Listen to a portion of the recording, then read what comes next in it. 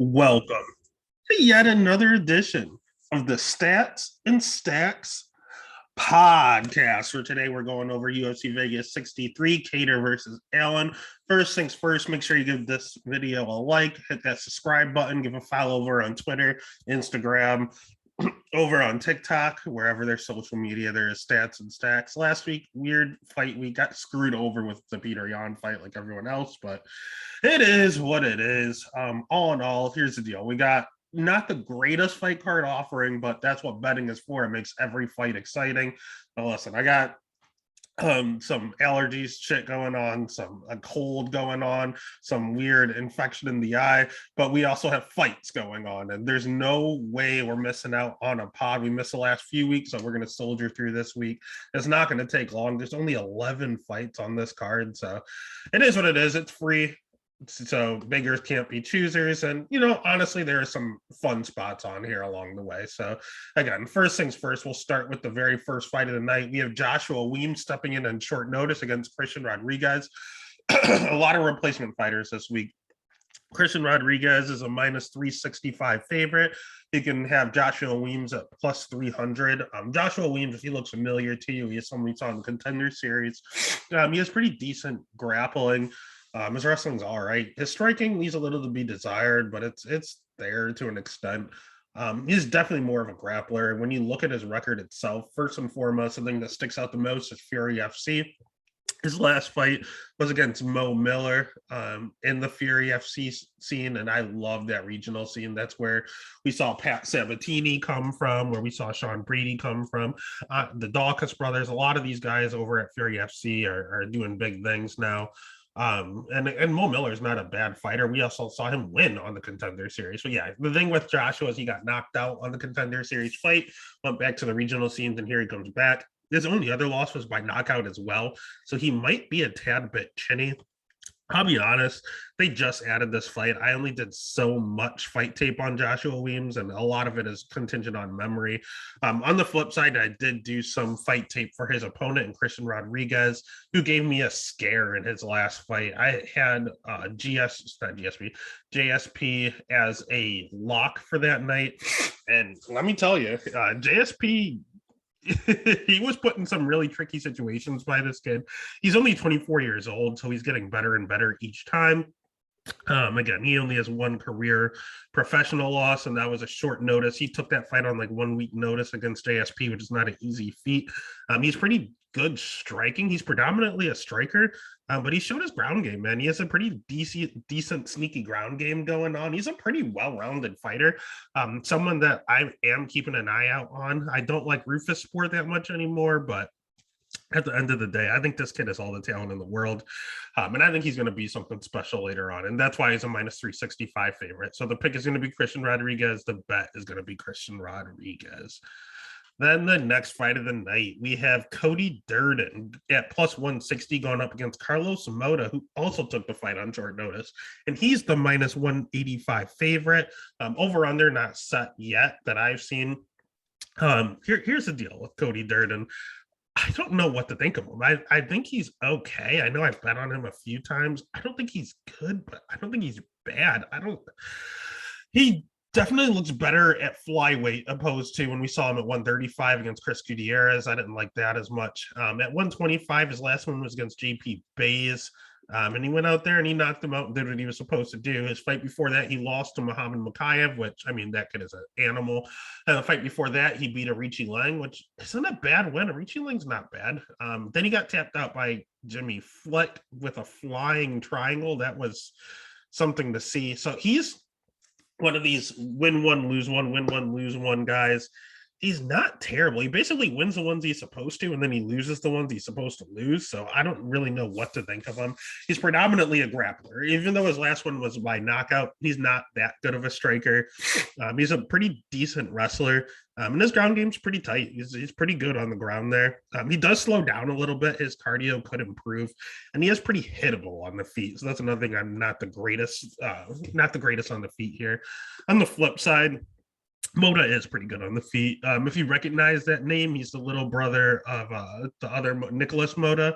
The guy he just recently beat, Cameron Van Camp. I mean, this kid's good, man. He's 27. Again, he's one of these guys that was following in his older brother's footsteps and looks the part. He has really good striking. His cardio checks out. His only career loss is to Charles Johnson, and I think Charles Johnson is very good. And he was winning that fight, and then he got caught in the 5th round, man. It was a title fight. He has cardio. He's gone 5 rounds before. He got caught. Shit happens. I mean, it's a learning experience. He's only 27 years old. His wrestling's not bad. I'm just taking on defense. I have seen him. He lets people in on his legs. He creates scrambles. I'm more key on just getting them off of your legs, but he's someone that just likes to scramble and do a elevate and do all this other fancy stuff. But his wrestling's not bad. He will have a 2.5-inch reach advantage here, which is huge. The jiu-jitsu is not bad. I believe he's a brown belt. So at that juncture, he doesn't need to be scared of Cody Durden's ground game. Honestly, I think Moda's the better striker. I think Moda's better on the ground. It just comes down to that wrestling. And is the only way Durden wins is the lay-in prey. On the flip side, Moda can win a plethora of ways. And I know he's taking it on short notice, but I think he's the better prospect here. I don't like the fact that the line flipped. It was Durden initially. But I think it was just because people recognized the name and then they saw Moda on short notice. So that's why they put it there. And then everyone knew who Moda was. And then they went ahead and decided to bet on him. So the pick is going to be Carlos Moda, even though he's taking on short notice. The bet is going to be Carlos Moda.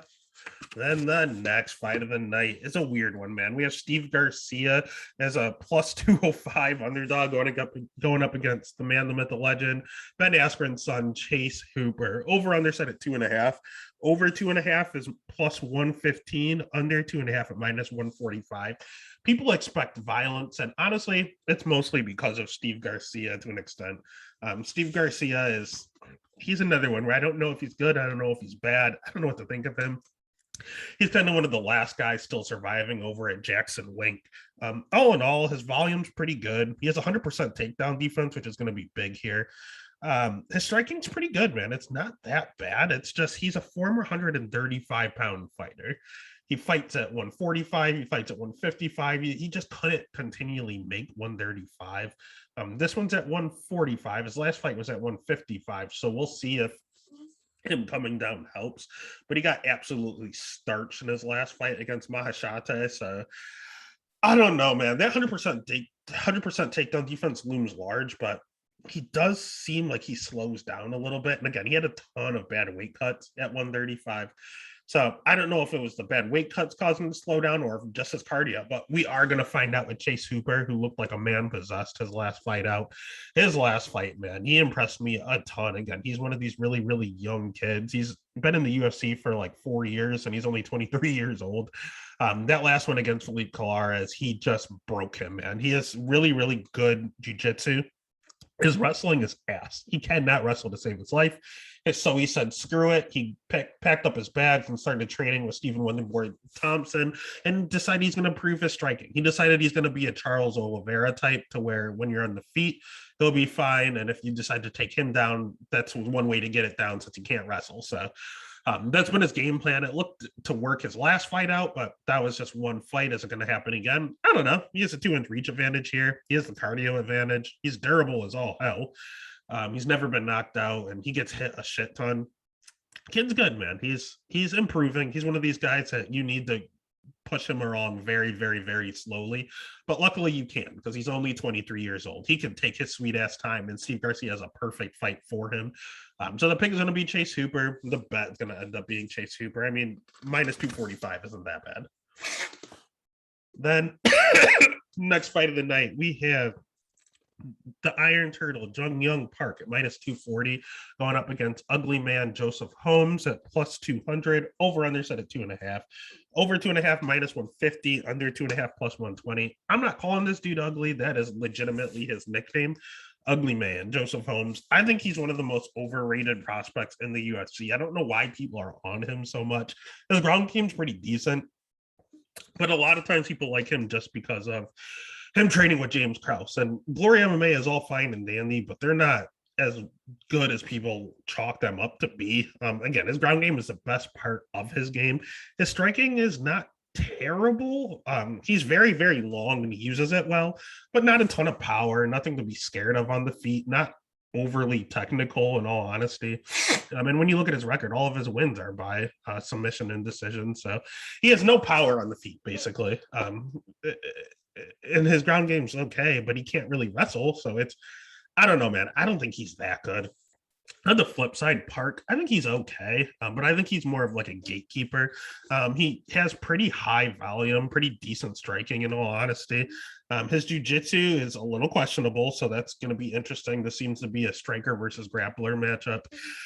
His wrestling, 70% takedown defense. So this is going to be a true test for Joseph Holmes because on the feet, Jung Young Park is definitely the better striker. Don't get me wrong. Holmes is going to have a 7-inch reach advantage, and he does strike long. But the Iron Turtle's so much better on the feet. He's someone that almost knocked out Gregory Rodriguez, someone that's been in there against and got wins over Tafan Injikui, someone that beat John Phillips on the feet. No, give me that. Or it was what it is. Marc-Andre Barrio is one that ages well. Anthony Hernandez choked him out. That's fine. Like his losses are literally to Gregory Rodriguez, Anthony Hernandez, Shavkat Rakhmonov. Like who? That is fine. He's only lost a good competition. He beats everyone that's sketchy. And honestly, I think Holmes is sketchy, and that's why Park is the minus 240 favorite. And that's why I'm probably going to lock him in as a lock of the night. And I think he's going to take it. So the pick is going to be Park. The bet is going to be Park. When in doubt, trust the guy that's actually fought people and looks good. All right. Then the next fight of the night has grease written all over it. We have Marcos Rogerio de Lima as a minus 215 favorite. That just sounds gross.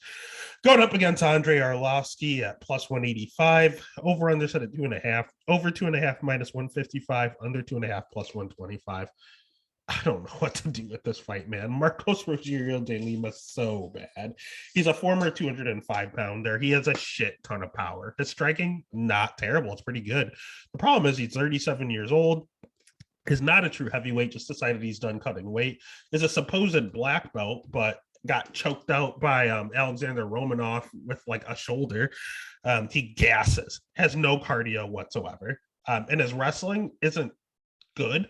He takes advantage. He exploits it. He exploited whatchamacallit, Maurice Green. He exploited that's the one where you saw all the wrestling come out, in all honesty. But just because he came out and he took down Maurice Green a lot of times does not mean that he's a wrestler by any means. I don't think he's good at all. And he's also someone that you hear it a lot on the Die Hard MMA podcast. He taps at nothing, man.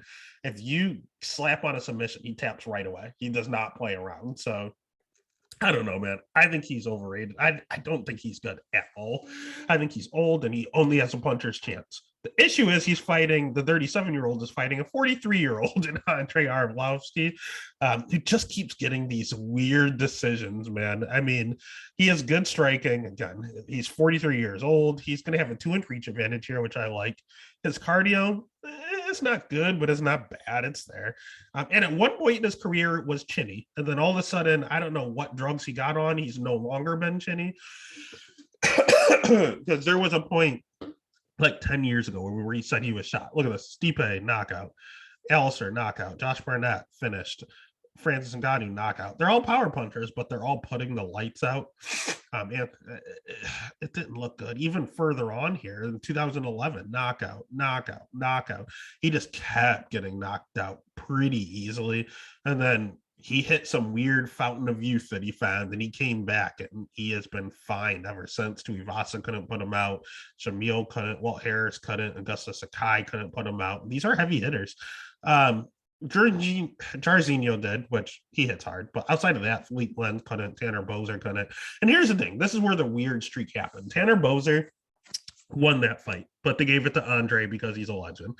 Tom Aspinall just finished him. Chase Sherman, close fight, but I thought Andre won. Carlos Felipe, close fight, but I think Andre just barely squeaked it out. Jared Vandera won that fight, and they gave it to Andre. Jake Collier won that fight. They gave it to Andre. If this thing goes to decision, they just give it to Andre. It's very odd. I don't know. The last time he lost a decision was in 2019, 3 years ago. You're not losing decisions to Andre. Andrei Arlovsky isn't going to lose decisions any longer. They just have all the respect in the world since he's 43 and he's still there. So when you choose the over-under, you're really picking who's going to win. Is Andre no longer chinny? Is Marcos going to gas out? I don't know, man, but I know you can't trust Marcos de Lima, and minus 215 ridiculous. So I'll take the old vet. Give me Andre Arlovsky to do one more sketchy decision for me. So the pick is Andre. The bet is going to be Andre. God, that sounds weird in 2022. I remember watching VHS tapes of Andre Arlovsky that I used to rent from Blockbuster, like from UFC 20. Like, this shit's insane that he's still fighting in the UFC. It doesn't make any sense. When he used to have the fangs in his mouth guard, that was legitimately like 2002, like 20 years ago. He was in the UFC. So nuts. All right. Speaking of nuts, Roman Dolidze plus 140 going up against Phil Hawes minus 165. Over under set at 2.5. Over 2.5 is minus 120. Under 2.5 minus 110. God, what do we do with this fight? Let's start with Phil Hawes, because Phil Hawes is very, very good. Phil Hawes has all the tools. He has great wrestling. He has good striking. He looks the part.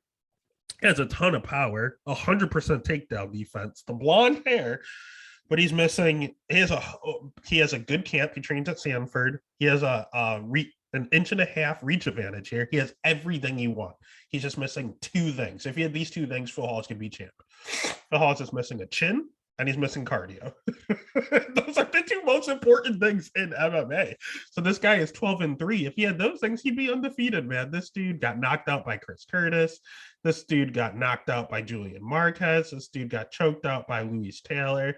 This guy did the stanky leg against a few guys in Nazar Dimov. Man, if he had cardio and if he had a fucking chin, man, oh my God, he's so good. He beat the shit out of Deron Winn his last fight, but it's Deron Winn. He should have. And he did what he was supposed to do. So it's weird because you don't want to trust this guy. He's always a favorite because he is that good. He's a very, very, very good fighter. His chin is just sketchy. So if anyone has any semblance of power, it scares me. It enters Roman Dolidze. Roman Dolidze has a ton of power. But God, he's a weird fighter, man. I do not like betting Roman Dolidze. I love making fun of Roman. I take it back. I like betting him as a dog because I think it's funny. But this dude, man, this guy, Mr. Steal Yo Girl, the dude that came in and stole Cheyenne Bays from JP Bays. I don't know, man. This dude, phenomenal jiu-jitsu. His striking is not terrible, but he's very slow. That's the only way I can describe him, is just slow. When he hits you, he makes it count, but God, it's so slow. You see it coming a mile away. He also is very, very low volume at that. His wrestling's all right, but his jiu-jitsu is top notch. If he gets it down there, he's very good. He just doesn't want to. He just wants to stare at you, talk some trash while he's in there, swing his very, very slow hooks. And if he catches you, you go out and he talks more shit. Like, that's how he functions. If he wanted to, he could come down. And that's the thing. I don't think he could take down Phil Hawes. Phil Hawes, although Roman's okay at wrestling, Phil Hawes is the better wrestler. So I think Phil Hawes dictates where this fight goes. Does he want to take Roman down? I don't know, honestly. If he stands with Roman, he might get caught. I know he'll see it coming a mile away, but Roman used to fight at 205. He used to fight at heavyweight at times. This is at 185. If Roman hits him, he's going out. Ask Kyle Dawkins. Kyle Dawkins has never been knocked out. He went out there and knocked him out in a minute. Like, this dude hits and kicks very, very hard. But if you take him down, Phil Hawes is playing with fire. So I do think the Leeds has some more ways to win. He does have a plus sign next to his name. The fight IQ, though, that's all you'll hear anyone talk about. And every single podcast you'll hear about when he talks to his corner in the middle of his fights. And he just asks, do you want me to submit him? Like, that's never going to leave. Everyone's going to talk about that every time because he's not focused in there. He's in there talking to his corner, asking them how he wants to get the finish. But like just finish the fight, man. So he can't be trusted, but it is a dog shot. So although I don't want to bet him as a favorite, I don't want to bet Phil Hawes' chin as a favorite going against someone that hits this hard. So the pick is going to be Dolidze and the bet is going to be Dolidze. Back-to-back dogs there. Then the next fight of the night, we have a pretty decent one here. We have Dustin Jacoby as a minus 165 favorite going up against Khalil Roundtree at plus 140. Over under set at 1.5. Over 1.5 is minus 150. Under 1.5 plus 120. Let's start with Jacoby because this guy has been a cash cow for me, man. I like Jacoby a lot. At first, I thought I wanted to fade him. I hate one-dimensional fighters, but he's good, man. And he keeps getting put in the right matchups to where I know I have to bet him, and he's never let me down since his return. He has lost or won 1, 2, 3, 4, 5, 6, 7 straight in the UFC since returning in 2021. That's a shit ton of fights. I did bet Ion Cutelaba as a dog against him, and it went to a split, so he didn't screw me there. At least it washed. But this man's good, man. He has very, very good striking, fought over at Glory Kickboxing. He's very, very, very good on the feet, very long. He's going to have a 4-inch reach of edge in this matchup. Good cardio, a ton of volume. He's more of a volume versus power guy, but he can put your lights out if need be. And he's extremely durable. I've seen him take a ton of shots and not go anywhere. Has he been knocked out in the past? Yeah, people like Alex Pereira knocked him out in Glory Kickboxing. But in regards to MMA, up at 205, I don't think he's ever been knocked out. The dude's durable as all hell. He's like 34 years old, so he's just about to leave his prime. He's in it right now. He's just a good fighter, man. They keep giving him these stand-up fighters, and he just puts on a class because he is very technical on the feet, and he's very good. He's just very good at what he does. On the flip side, you have Khalil Roundtree, who is yet another striker that they're feeding to him. Roundtree hits like a fucking truck. Don't get me wrong. If he touches you, you go out. He has some good losses. He has some bad losses. They're odd, man. I mean, a loss of Marcin Prachnio is not good. Cutelaba, it is what it is. Same with Johnny Walker. Tyson Pedro, that's a little sketchy. Andrew Sanchez, I don't know, man. These losses actually don't look that good. He's pretty hittable for someone that predominantly strikes, but he's one of these guys that will take one to give one because he hits so goddamn hard. I mean, all of his wins, knockout, decision against Eric Anders, who's tough to put away, knockout.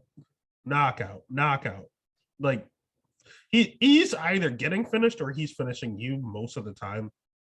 Now the only thing I can compare this to is when he fought Gokhan Saki, when he was the big sign in the UFC brought over from Glory Kickboxing, and Khalil knocked him out in 1 minute. No one saw it coming. And here we go with Dustin Jacoby, another guy that was over in Glory Kickboxing. The difference is Jacoby was an MMA fighter, then he went to Glory Kickboxing, then he came back to MMA. So it wasn't like just guy making his UFC debut or only his second ever MMA fight. So it's a little different here. And I think Jacoby's tough enough and smart enough to stay away from the power. I'm going to take technique over power all day, every day.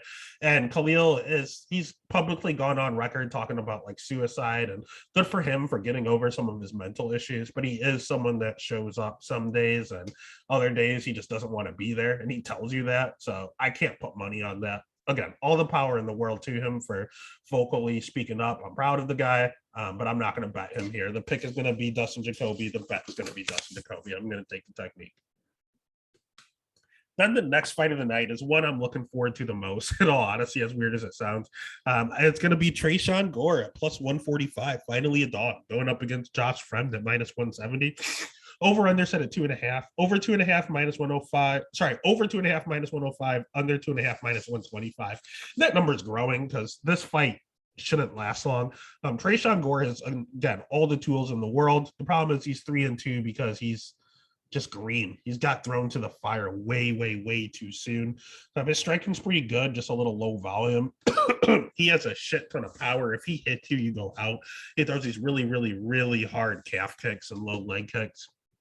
I know he switched his fight camp. He was fighting with the Lima brothers for a while. He just switched over. God, where did he go? Over to not King's MMA, Fortis MMA. That's where he went over, which has some pretty decent training partners there. They're on a roll right now. All in all, his jiu-jitsu is all right. He's not a bad fighter. He's just inexperienced. He got to the UFC because of the Ultimate Fighter, and he was supposed to make it to the finals, and he got injured, had to pull out, and then they just decided to give him a chance anyway. It's too much too soon. He needs to go to the regional scene. He's 28 years old. He has time. Go to the regional scene for 2 years, get some experience, and come back. Because right now you're fighting killers, and there's no one bad in the middleweight division, including Josh Fremd. I mean, this is probably as low as it gets, and Josh Fremd is pretty good, man. He's someone I have my eye on. He came in against Anthony Hernandez on like a week's notice and put up a fight, man. He has very good striking. He's really tall and long. He's 6'4" in middleweight division. He's going to have a 2-inch reach advantage here. And his losses, man. He lost Anthony Hernandez on short notice. That's fine. Fluffy's very good. He lost to Gregory Rodriguez. That's fine. RoboCop is very good. Like, these aren't bad losses. And all the rest of his wins, I mean, he has a split, so he went the distance, has that experience. He has a rear naked choke, so he can finish you on the ground. He has knees and punches and punches and punches. He generally finishes you on the feet, which is where Tresean wants his fight to be. So, again, you're looking at someone with a ton of power going against someone with a ton of power, but Tresean might be a little chinny, contingent on what I saw against Cody Brundage. Cody Brundage is not a potent power puncher by any means, and he put the lights out twice in that fight, actually. He hit him. Tresean woke up. He got on top, put him out again. So I don't know, man. If Tresean is actually chinny, Josh Fremd might find that. So, but on the flip side, Tresean hit so hard, Josh Fremd has been knocked out before. So the way I like is the under. The pick is going to be Josh. The bet is actually going to be the under. It's getting steamed, so if you're going to do it now. But that's definitely the only way. Just bet violence on this fight. 2.5 at like minus. I'll take it as high as like minus 150 for 2.5. That's pretty good money. All right, then the next fight of the night, we are looking at the Contender Series fade. We have Jared Vanderaa at plus 170, who I'm surprised is still in the UFC, going up against Waldo Cortez Acosta at minus 200. Over under set at 1.5. Over 1.5 is minus 125. Under 1.5 is minus 105. Let's start with Jared Vanderaa. Dude, I don't think he's that bad. Honestly, I don't think he's good. That Chase Sherman loss really, really hurt. Told me I would probably never bet him again. But he's not terrible, man. I mean, he has okay stand-up. It's pretty good, pretty decent volume. Just has zero power. He has a 2-inch reach advantage here. He's, I want to say durable, but then he got knocked out by Chase Sherman his last fight. Yes, he's on a 4-fight losing streak, but it's not as bad as it truly looks. I promise you. I mean, Alexander Romanov is an absolute killer. Nothing you can do. Andre Arlovski, as I said before, he won that fight, and Andre just got the split nod. Alessio Oleinik, he was winning the fight, ended up on the ground, and it was just a weird scramble that got him on the ground, and you don't go to the ground with Oleinik. And then his last fight, he got knocked out by Chase Sherman after he started to win. He got caught and got put out in the third. So he got caught, he got screwed, and it was someone that was very good. So yes, they're 0-4. There's no excuses, but it was a top level guy, and then some unfortunate circumstances 3 times in a row. No, he's also a Brazilian Jiu-Jitsu black belt. Yes, he's been subbed quite a bit. He's not good off his back. He's decent on the ground, man. If he gets on top of you, he's very good. If he's underneath you, it's heavyweight, not so much. So yes, he is a black belt. Do I feel comfortable with him on his back? Hell no. On the flip side, he's fighting Waldo. I mean, Waldo is pretty decent striking, but he doesn't seem to like to get hit. He wants us on the feet, but if you touch him, he backs up. He does not like getting hit. His cardio seems to check out. I'll give him that. But he did win his last fight from Dana White Contender Series. This is his UFC debut, and he is a minus 200 favorite. Again, the angle that everyone takes is Contender Series fade. If they won on the Contender Series and look good against a bum, then there are always these big favorites coming into the UFC. And if they fight anyone that has had any success in the UFC, they lose. It happens again and again and again. And here we go with Jared Vanderaa with okay success in the UFC. He had some wins before the losing streak. So Jared Vanderaa has fought in UFC like 8 times. Coming in as a dog against a Contender Series guy who just beat a bum. This is the time to fade. So even though I think Waldo's the better fighter and probably should win, he's the more athletic specimen. I'm going to take the UFC experience. You have to at plus 155 or whatever, plus 170. The pick is going to be Waldo, but the bet would be the UFC bet and Jared. Dog or pass, unfortunately.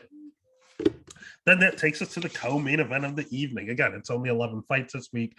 We have Tim Means as a plus 150 dog going up against Max Griffin at minus 175. Over under set at 2.5. Over 2.5 is minus 175. Under 2.5 plus 140. Let's start with Max Griffin because I think Max is really good, man. He's older. He's 36 years old. So he's definitely had some concerns coming his way with his age. But he has good striking, 75% takedown defense. He slows down a little bit in his last fight against Carlos Condit and his fight against Neil Magny. His last two, he has slowed down in the third, but he can also put you away early. He put Kenan Song away in the first round. Ramiz Brahimaj, he literally snapped his ear off. He lost a split to Alex Oliveira, lost to Alex Morono. It is what it is. Alessio Celesti. These aren't the worst losses in the world. Beating Mike Perry, Salim Imadimov, Old Carlos Condit, he doesn't have the best wins. Basically, when you give him a bum, he wins. When you give him someone good, he loses. That's how it works. So you're really thinking this is probably going to be a stand-up affair mostly, but Tim Means will mix in wrestling. And is Tim Means a bum? No, I think Tim Means is actually not that bad. Problem with Tim Means is that he's 38 years old. He's older than Max Griffin. So he's definitely declining, and I'm seeing it here. His last loss to Kevin Holland, he looked fine for the first minute. He did use his wrestling, but he eventually got caught. God, he gets caught a lot. He got choked out by Kevin Holland. He got choked out by Daniel Rodriguez. Yeesh. He got choked out by Alex Oliveira. He got choked out by Matt Brown. He's choked out a lot. So that's a little concerning. The only thing is Max Griffin, I don't think he has any submission wins on his record. So I don't know, man. It really comes down to, in order for Tim Means to win, he has to wrestle. And that's going to wear on that 38-year-old gas tank. But Max Griffin also doesn't have a gas tank. But I don't know. I think he could club him. I think Max Griffin is on a roll right now. I think he's surging. And he looked very good against Neil Magny in Rochester. I remember watching that live and being scared Magny lost. I thought it was 50-50. They gave it our way with Magny, but that was sketchy. So the pick is going to be Max Griffin. I think he's surging. The bet's going to be Max Griffin. And that takes us to our main event of the evening. Again, hit that subscribe, give a follow on YouTube, over on Twitter, over on Instagram, over on TikTok. We're soldiering through everything today to make sure you guys get the information you need. But again, we have Calvin Kattar. It's a plus 100 dog somehow going up against Arnold Allen at minus 120. Over under set at 4.5. Over 4.5 minus 175. Under 4.5 plus 140. The line is flipping. The last time I checked, it was basically a pick 'em. Allen started off as a dog, and I've seen him go as high as a favorite and then back down to a pick 'em. So it's a little all over the place. When I looked at it a day ago, it was plus 100 Kattar. Let's start with Calvin Kattar. I think he's very, very good. I think he got not screwed, but it was a very, very close fight. His last fight, I thought he beat Josh Emmett, but he ended up having the split decision go the opposite way. Before that, he beat Giga Chikadze, just confusing everybody. Everyone had Giga that thought they were going to win that fight, but he came out there and used wrestling. He used to wrestle in high school. He said he prefers to punch people in the face. That doesn't mean he forgot how to wrestle. He used it. He went in his back pocket, and I love that. Max Holloway beat the shit out of him, and it was a life-changing beating in all honesty. He set records for the amount punches landed, but he showed how durable he is. It's very tough to put this guy away. He did have a 2-inch reach advantage here. He has 5-round experience. He fought with Giga 5 rounds, Emmett 5 rounds, Holloway 5 rounds. I think he also might have been 5 rounds. He's a very, very high volume, 91% takedown defense. So he dictates where the fight is. And again, his losses are to Emmett, which was sketchy, Max Holloway, one of the GOATs, Zabit, undefeated, and Renato Moicano, very good and now up in weight class. Like, these aren't bad losses on his record. So I think he's a very, very, very skilled fighter. I think he has the more experience. On the flip side, you have Arnold Allen, who's a surging Brit right now. He is 18-1 now. 28 years old, so he's in his prime. Very, very, very good striking. 76% takedown defense. He's also someone that doesn't really want to wrestle. But I would give Kattar the wrestling advantage. If he wants to mix it in like he did in the Giga fight, it wouldn't be a bad idea. Allen is good striking. His wins are all right. Sadiq's a decent win. Dan Hooker's a decent win. Nick Lentz is all right. The problem with Allen is his cardio. I think he does slow a little bit in fights. That Sadiq Youssef fight, he did tend to slow down a little bit, and then he would rock Sadiq. So I think Sadiq actually won one. He was the minute winner. He won like 4 minutes of every round, but then he would get dropped and almost finish, and Allen would win the round, all 3 rounds. Sadiq was the better fighter that night, but he just kept getting caught. But I think Sadiq's a little chinny. Dan Hooker, damaged goods right now. He's been in a lot of wars, and the wear and tear is showing. Allen, I don't know, man. I think he's very good. I kept betting him. He kept winning me money as a dog. Straight pick him.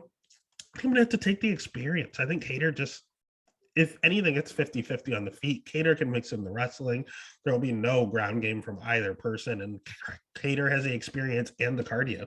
Just more thing in Calvin's favor. So the pick is going to be Calvin Kattar. I bet him at plus money. That was an auto bet. But even as a pick him, the pick is Kattar and the bet is probably Kattar. And that's UFC Vegas 63, Allen versus Kattar. Again, not the greatest fight card in the world, but it's free. Beggars can't be choosers. And when you win money, it's going to be a damn good card. Let's get it.